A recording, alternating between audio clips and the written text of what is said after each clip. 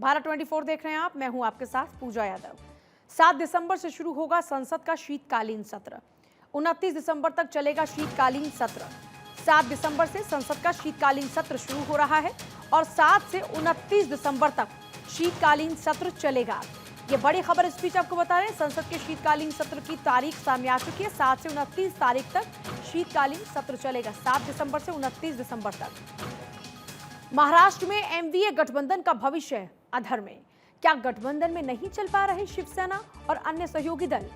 Shiv Sena, NCP, Congress अन्य के गठबंधन से बना है महाविकास आघाड़ी और इसी गठबंधन से महाराष्ट्र में बनी थी उद्धव ठाकरे सरकार।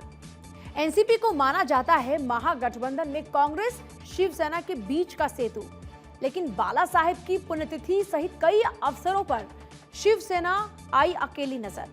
बाला साहेब की पुण्यतिथि पर इनके बड़े नेताओं का नहीं पहुंचाना आश्चर्य भरा। गुरुवार को स्मृति स्थल पर नहीं पहुंचा कांग्रेस एनसीपी का कोई बड़ा नेता। इस घटनाक्रम से शिव सैनिकों में खासी नाराजगी। हालांकि भारत जोड़ो यात्रा में राहुल संग शामिल हुए थे आदित्य ठाकरे, लेकिन राहुल गांधी के सावरकर पर बयान को लेकर उद्धव ने जताई थी आपत्ति।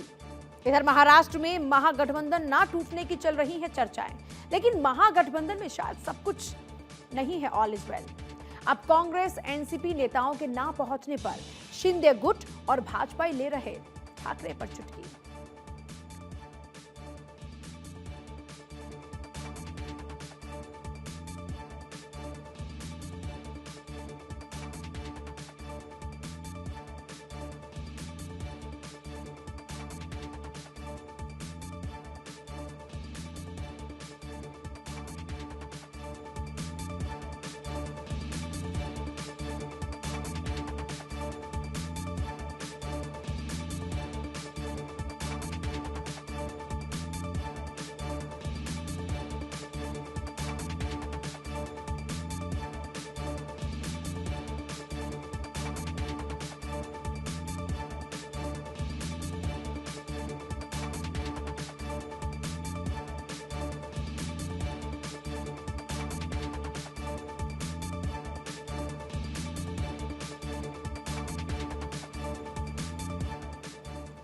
फारूक अब्दुल्ला के इस्तीफे के राजनीतिक मायने। फारूक अब्दुल्ला ने दिया नेशनल कॉन्फ्रेंस पार्टी प्रमुख के पद से इस्तीफा। फारूक ने खराब स्वास्थ्य को बताया पार्टी से पद छोड़ने का कारण। हालांकि हाल ही में फारूक अब्दुल्ला नजर आए घूमते हुए। पर्यटक स्थल हारवन क्षेत्र में चहलकदमी करते नजर आए थे फारूक। राजनीतिक गलियारों में उनके इस फैसले को लेकर चल रही चर्चा। क्या वाकई फारूक की तबीयत खराब, या इसके पीछे है कुछ और कारण? हालांकि फारूक के बेटे उमर के भी पार्टी प्रमुख बनने की चल रही चर्चा। शायद इसी कारण फारूक ने छोड़ा पद। फिलहाल उमर के पास है उपाध्यक्ष पद। एक तरफ ये भी चर्चा है कि फारूक अब्दुल्ला पहले उठा चुके हैं ऐसे कदम। इधर घाटी में पीपुल कॉन्फ्रेंस की तरह ही अब नेशनल कॉन्फ्रेंस भी करवा रही चुनाव। क्या इसके पीछे भी छिपा है कोई गूढ़ संदेश?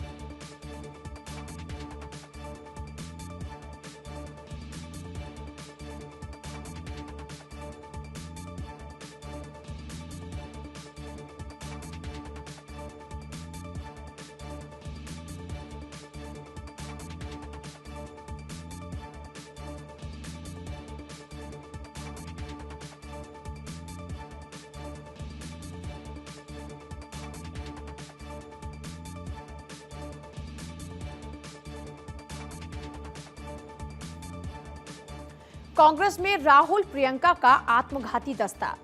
एक जमाने में सोनिया के जरिए कांग्रेस में जुड़े वफादार, लेकिन राहुल प्रियंका के विश्वस्तों ने किया कांग्रेस का नुकसान।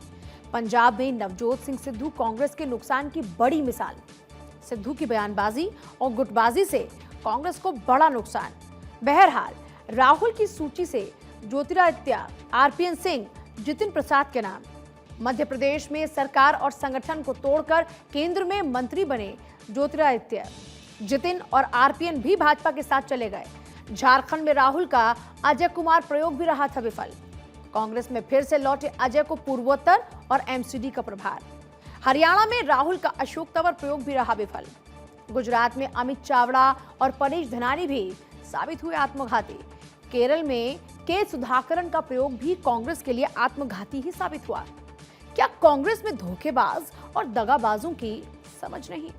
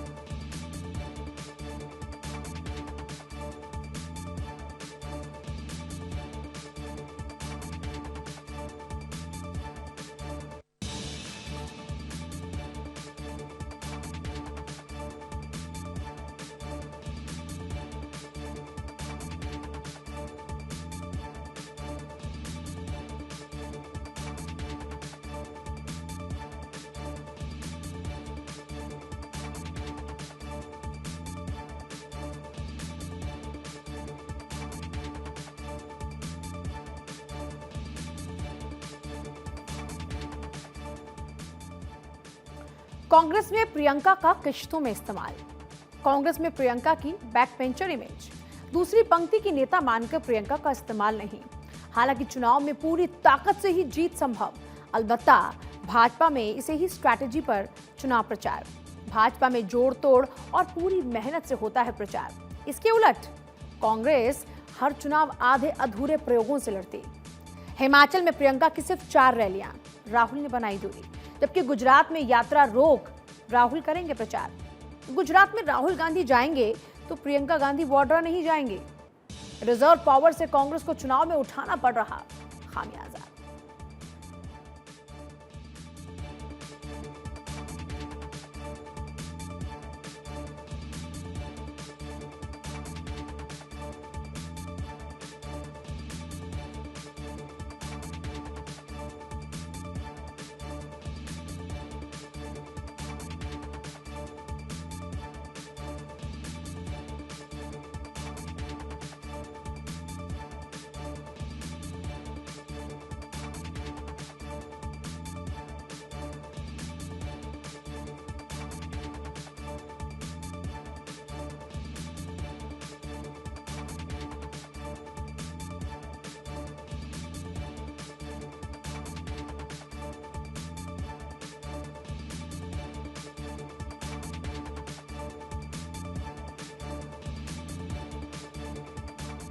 गुजरात में मुसलमान राजनीति विलुप्त।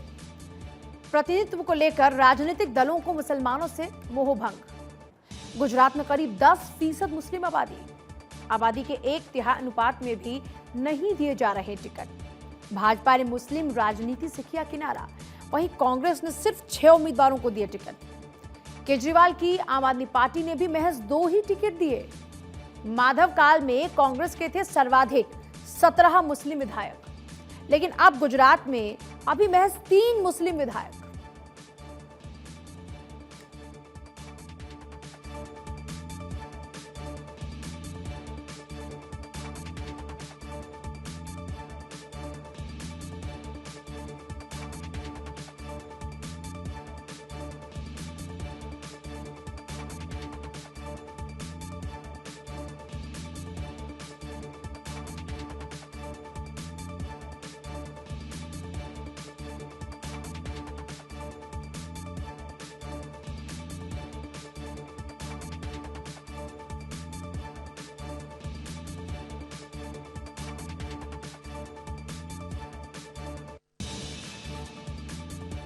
भाजपा की डबल चुनाव स्ट्रैटेजी।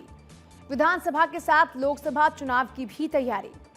भाजपा इन दिनों विधानसभा चुनावों को लेकर व्यस्त। गुजरात में अमित शाह ने संभाल रखी है कमान।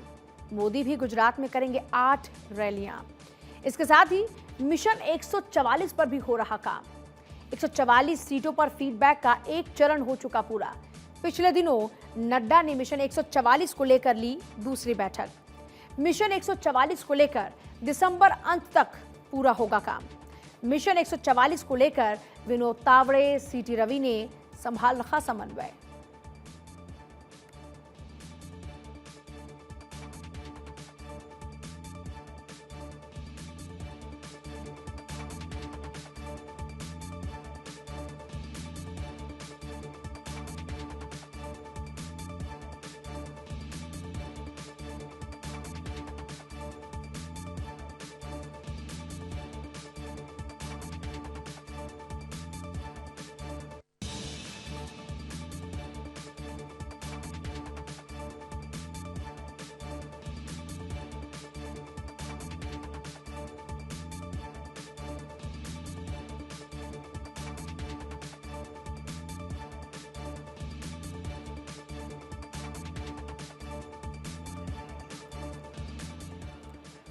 गुजरात में ब्यूरोक्रेट्स का एक गुट हैरान परेशान। सप्ताह में 2 बार होने वाली सीओएस मीटिंग से मोह भंग। आचार संहिता को यह गुट मान रहा था एक वेलकम ब्रेक, लेकिन प्रशासनिक मुखिया के आदेशों से अरमानों पर फिरा पानी। मुखिया जी ने सप्ताह में 2 बार सीओएस का आदेश दिया। ई सरकार से डिजिटलीकरण को अपनाने के दिए निर्देश। ब्यूरोक्रेट्स का एक गुट नहीं चाहता सप्ताह में 2 बार बैठक।